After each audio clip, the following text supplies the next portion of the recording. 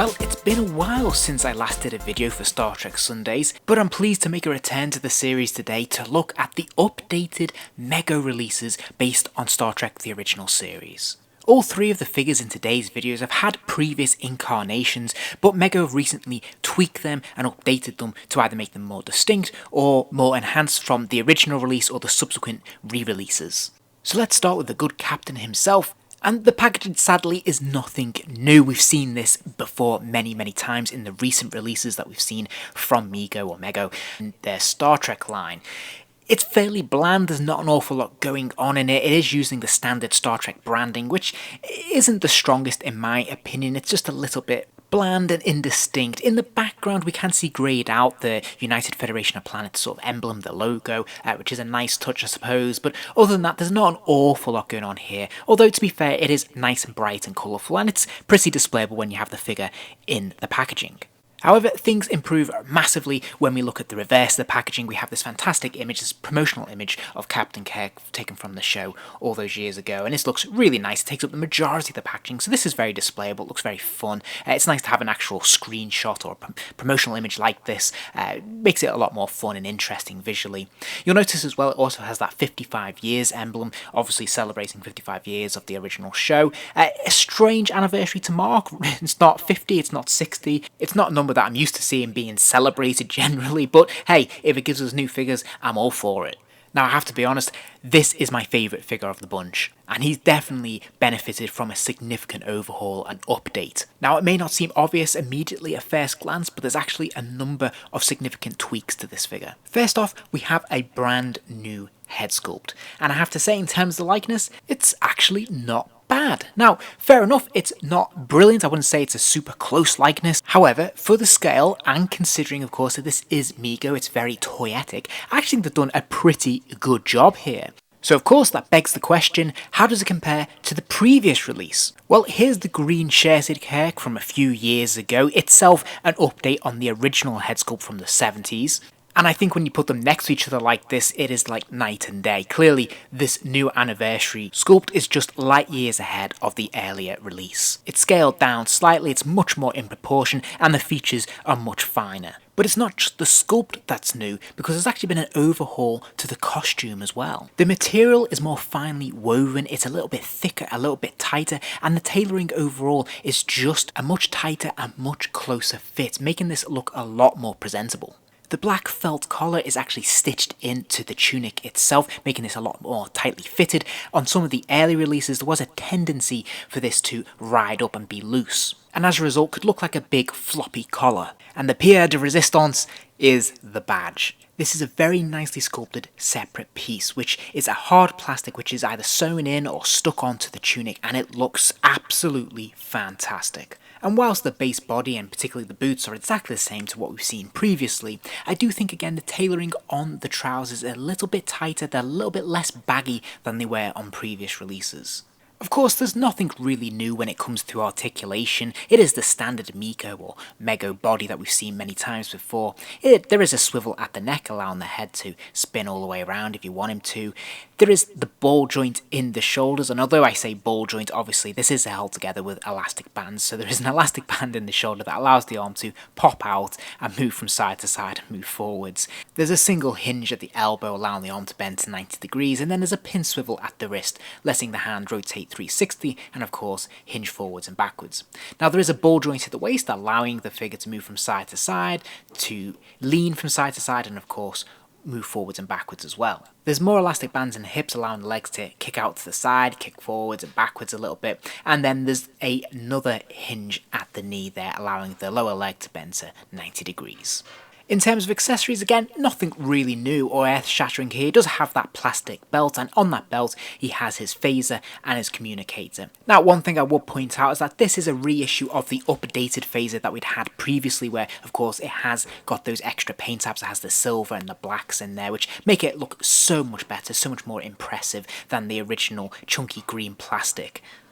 And here he is standing next to his green shirted counterpart from a few years ago, and you can really see the differences in the tailoring and of course the head sculpt when we look at this image. Particularly I think when we look at that tunic and we look at those trousers, just how much tighter and closer they are to the body and just how much better this figure looks for that. Overall, I have to say I really love this reissue of Captain Kirk. I think they've done a tremendous job of him, and I definitely think if you're on the fence about double dipping and getting another Captain Kirk, he is definitely worth it. Next up, we have Mr. Spock, and again, in terms of packaging, no real surprises here. The front is identical to what we saw with Captain Kirk. Again, on the back of the box, we have a fantastic promotional image, which I think looks really presentable, very displayable, and pretty good stuff. As for the figure, well, we'll see some consistency with the Captain Kirk in terms of the tailoring. It is a lot tighter, but I think the most immediate thing you'll spot with this figure is the collar. Because interestingly, they've opted to give him a blue collar rather than the black collar that he wears in the show. Now, I do think in The Cage, the unaired pilot, he wore a blue collar in that, so it might be a deliberate attempt to hark back to that episode, which would be pretty cool and would legitimize this figure as a proper variant. Now, I should mention this is also a brand new sculpt as well, although it isn't as immediately as obvious as it was with Captain Kirk. So in terms of the likeness, I do think that this is a pretty decent likeness actually. Again, looking through it through a toyetic lens, it doesn't have all the detail of Leonard Nimoy's features, but it's certainly a close approximation. And here is the older sculpt from a few years back. And although it's quite subtle, this is actually a brand new sculpt. There are little, very subtle differences to the mould and the paint taps, which I do think, again, make this a slightly superior version. The only thing I wish had been tweaked was the ears, because these still seem a little bit too big for me, a little bit too long. Now that could just be me, but they just seem a bit oversized, really. I think they should have been just taken down a little bit. Now, just like the Captain Kirk, he definitely benefits from having that better tailoring. He's got the more finely woven material throughout his tunic, and it just looks a lot tighter and a lot more fitted. He also has that fantastic insignia. Again, it's a separate piece, separately painted, and it even has the correct emblem, the scientific emblem, inside the insignia there, which looks absolutely brilliant. I really love this little detail, and it just pushes the figure over the top. In terms of accessories, again, no real surprises here. He does come with the phaser, the communicator, and of course his tricorder. These are all molds that we've seen before, and we've even seen these paint taps before, but they are the best ones. I think they've done a very nice job, and they work very well with this figure. And finally, here he is with his counterpart from just a few years ago. For me, this is a drastic improvement. Again, when you stand them side by side, just look at that tailoring. See how baggy and loose the clothes are on that release from a few years ago versus this new release, which is just a lot tighter, a lot more uniform, which looks brilliant. And for my money, this is hands down my favourite Mego Spock. Now, if you already own a Spock, or maybe you even own a couple by this point, and you're wondering whether he's worth the double dip, it's a lot harder to justify because there isn't that much of a noticeable difference between this figure in the same way as there was with the Captain Kirk. The head sculpt isn't that massively different, it's just very subtle, but I do think the costume alone makes this worthwhile. And then finally for today we have Kang. This is a pretty exciting release because although we've had generic Klingons in the past, we haven't had a specifically Kang version. And again, the packaging has adopted the same style as we've seen with the other figures in this line. But again, fantastic image on the back of the card here. I think this is a really cool production still, and definitely worthy of being on display. Now, I think the first thing you'll notice about the figure is the fact that they've tried their best to give him an authentic costume. And for the most part, I think it's pretty successful. The head sculpt is brand new, and I have to say, I think they've done a really good job with this likeness. The beard might be a little too thick at the bottom, and the skin tone might be a little too dark, but this is quite clearly recognisable as Kang, and I think they've done a really good job of it.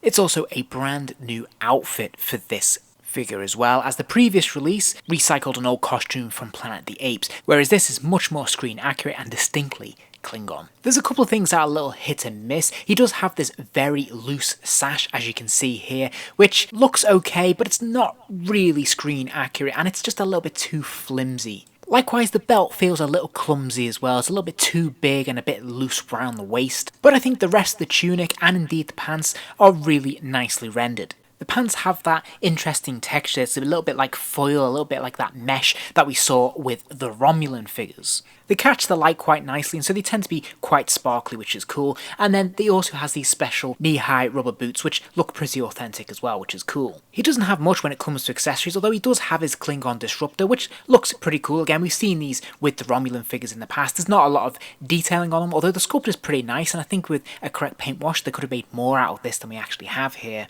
And it's a real shame that we didn't get his dagger. But all that being said, I do think this is a really nice addition to the line. It's really good to have a finally distinctive screen screen accurate Klingon as part of our collection. And I think that all three figures represent a leap forward in the quality that Mego's been able to produce.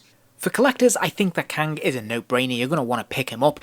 As for the Kirk and Spock, I think that ultimately it all comes down to whether you're prepared to double dip if you bought them in the past. I do think that these are vastly superior and definitely worth it. But as ever, let me know in the comments whether you agree or disagree. If you enjoyed this video, please do give it a like and remember to subscribe as there'll be plenty more videos soon.